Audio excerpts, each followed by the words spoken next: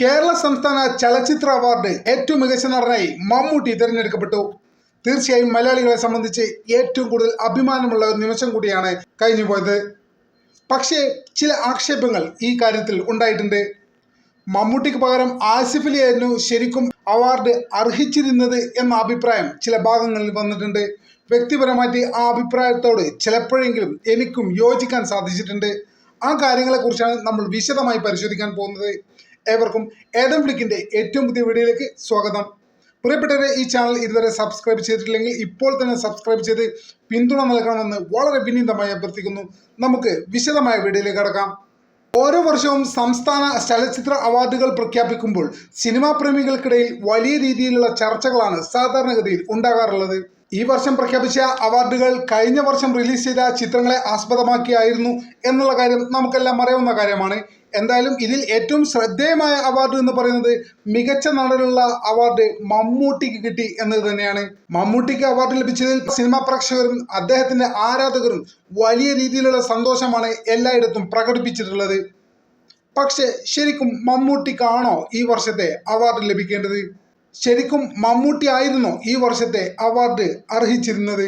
മമ്മൂട്ടിയെ കുറിച്ച് നമ്മൾ പ്രത്യേകം എന്തെങ്കിലും പറഞ്ഞിട്ട് വേണ്ട. അദ്ദേഹം മലയാള സിനിമയുടെ അഭിനയത്തിന്റെ കാര്യത്തിലുള്ള സാക്ഷാൽ പാഠപുസ്തകം തന്നെയാണ്. മാത്രമല്ല, അഭിനയം എന്നാൽ എന്താണെന്നും ഒരു കഥാപാത്രമായി എത്തരത്തിലാണ് സ്ക്രീനിൽ ജീവിക്കേണ്ടത് എന്നും നമുക്ക് ഓരോ പ്രകടനത്തിലൂടെയും നമുക്ക് കാണിച്ചു തരുന്ന വ്യക്തിയാണ് സാക്ഷാൽ മമ്മൂട്ടി.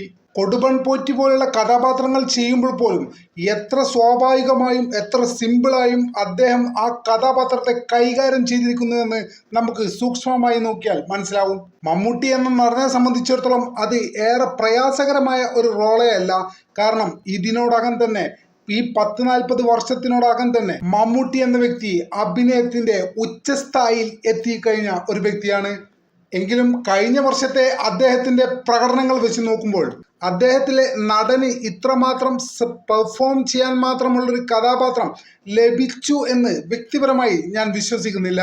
പ്രമേയം എന്ന ചിത്രത്തിലെ അദ്ദേഹത്തിന്റെ പെർഫോമൻസ് അതിഗംഭീരമായിരുന്നു. പക്ഷെ അതിൽ ഒരു പുതുമയോ വലിയ അഭിനയത്തിന്റെ കാര്യത്തിലുള്ള വലിയ മാറ്റങ്ങളോ ഉള്ളതായി വ്യക്തിപരമായിട്ട് നിരീക്ഷിക്കുമ്പോൾ നമുക്ക് മനസ്സിലാവുന്നില്ല.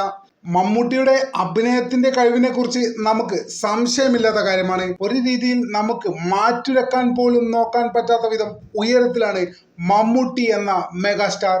പക്ഷേ മികച്ച നടന്റെ അവാർഡ് എന്ന് പറയുമ്പോൾ ആ വർഷത്തിൽ ഇറങ്ങിയ ചിത്രങ്ങളിൽ ഏറ്റവും കൂടുതൽ പരീക്ഷണവും വളർച്ചയും കാട്ടിയ നടന്മാർക്കാണ് സാധാരണഗതിയിൽ നമ്മൾ മികച്ച നടന്മാരായി ആ വർഷം കണക്കാക്കപ്പെടുക. മമ്മൂട്ടി എന്ന താരത്തെ സംബന്ധിച്ചിടത്തോളം അദ്ദേഹം മികച്ച നടനാണെന്ന് ആരെങ്കിലും ഒരാൾ എടുത്തു പറയേണ്ട കാര്യമില്ല. എല്ലാ മലയാളികളുടെ മുന്നിലും അദ്ദേഹം ഈ 40 വർഷത്തിനുള്ളിൽ അത് എത്രയോ തവണ തെളിയിച്ചൊരു കാര്യമാണ്. ഇങ്ങനെയൊക്കെ ആണെങ്കിലും ആസിഫ് അലി എന്ന നടന്റെ കഴിഞ്ഞ വർഷത്തെ പ്രകടനങ്ങൾ ഏറെ ശ്രദ്ധേയമാണ്.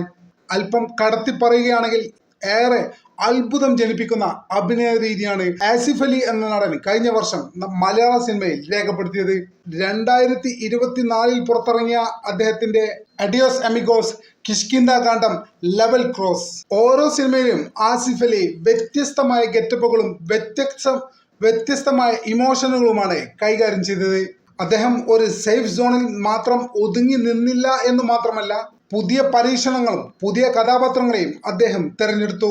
അതിലൂടെ തന്റെ അഭിനയ ശൈലി തന്നെ ആസിഫ് അലി എന്ന നടൻ മാറ്റിയെടുത്തു. അതുതന്നെയല്ലേ ഒരു നടന്റെ വളർച്ചയെ സൂചിപ്പിക്കുന്ന ഘടകം എന്നാണ് വ്യക്തിപരമായി എൻ്റെ അഭിപ്രായം. വർഷങ്ങളായി ആസിഫ് അലി എന്ന നടൻ സിനിമ ഇൻഡസ്ട്രിയിൽ ഉണ്ടെങ്കിൽ പോലും കഴിഞ്ഞ കുറച്ച് വർഷങ്ങളായിട്ടാണ് ആസിഫ് അലി ഒരു മികച്ച നടനായി മാറിയത് എന്നാണ് വ്യക്തിപരമായിട്ടുള്ള എൻ്റെ അഭിപ്രായം. അദ്ദേഹം അവതരിപ്പിച്ച കഥാപാത്രങ്ങളൊക്കെ വളരെ സ്വാഭാവികമായ ഒരു രീതിയായിരുന്നു കൈകാര്യം ചെയ്തിരുന്നത്.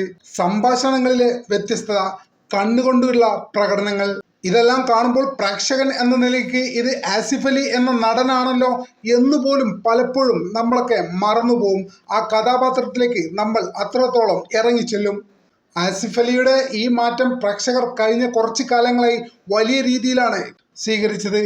ശരിക്കും ആസിഫ് അലി എന്ന നടൻ സിനിമാ പ്രേമികൾക്ക് ഒരു ഇമോഷണൽ ഫീലിംഗ് ആയി മാറിയ വർഷങ്ങൾ കൂടിയായിരുന്നു കഴിഞ്ഞ 3-4 വർഷങ്ങൾ.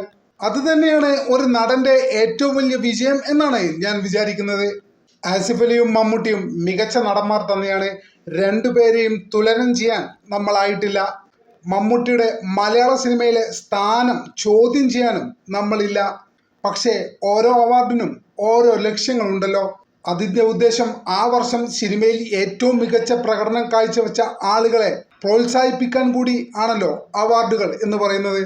അങ്ങനെ നോക്കുമ്പോൾ കഴിഞ്ഞ വർഷം ഏറ്റവും കൂടുതൽ പരീക്ഷണങ്ങളും അഭിനയത്തിന്റെ കാര്യത്തിൽ വലിയ രീതിയിലുള്ള വളർച്ചയും രേഖപ്പെടുത്തിയത് ആസിഫ് അലി എന്ന നടനാണ്.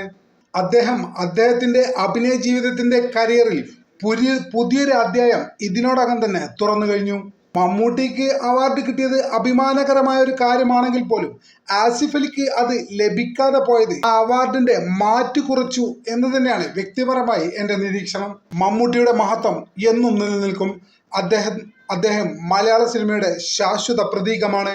പക്ഷേ മികച്ച നടൻ എന്ന പുരസ്കാരം ആ വർഷം അഭിനയം കൊണ്ട് കഴിവ് തെളിയിച്ചവർക്ക് നൽകേണ്ട ഒരു കാര്യം കൂടിയാണെന്ന് ബന്ധപ്പെട്ടവരെ വിനയപൂർവ്വം ഓർമ്മിപ്പിക്കുന്നു. അങ്ങനെ നോക്കുമ്പോൾ എൻ്റെ വ്യക്തിപരമായ അഭിപ്രായത്തിൽ 2025 ഏറ്റവും മികച്ച നടനുള്ള സംസ്ഥാന പുരസ്കാരം ലഭിക്കേണ്ടത് സ്വാഭാവികമായും ആസിഫ് അലി എന്ന നടനാണ്. മമ്മൂട്ടിയുടെ പ്രകടനമാണോ ആസിഫ് അലിയുടെ പ്രകടനവും കരിയറിലെ വലിയ രീതിയിലുള്ള വളർച്ചയുമാണോ, ഏതാണ് നിങ്ങളെ ഇംപ്രസ് ചെയ്തത്? ദയവായി കമൻറ്റിൽ പറയൂ. നമുക്ക് വിശദമായൊരു ചർച്ച തന്നെ നടത്തി കളയാം. ഒരിക്കൽ കൂടി പറയുന്നു, നമ്മളെ ചാനൽ ഇതുവരെ സബ്സ്ക്രൈബ് ചെയ്യാത്ത സുഹൃത്തുക്കൾ ഇപ്പോൾ തന്നെ സബ്സ്ക്രൈബ് ചെയ്ത് പിന്തുണ നൽകണമെന്ന് വളരെ വിനയപൂർവ്വം അഭ്യർത്ഥിക്കുന്നു. മറ്റൊരു വീഡിയോയുമായി ഒട്ടും വൈകാതെ തന്നെ കാണാമെന്ന് പ്രതീക്ഷയോടെ തൽക്കാലത്തേക്ക് വിട പറയുന്നു. നന്ദി, നമസ്കാരം.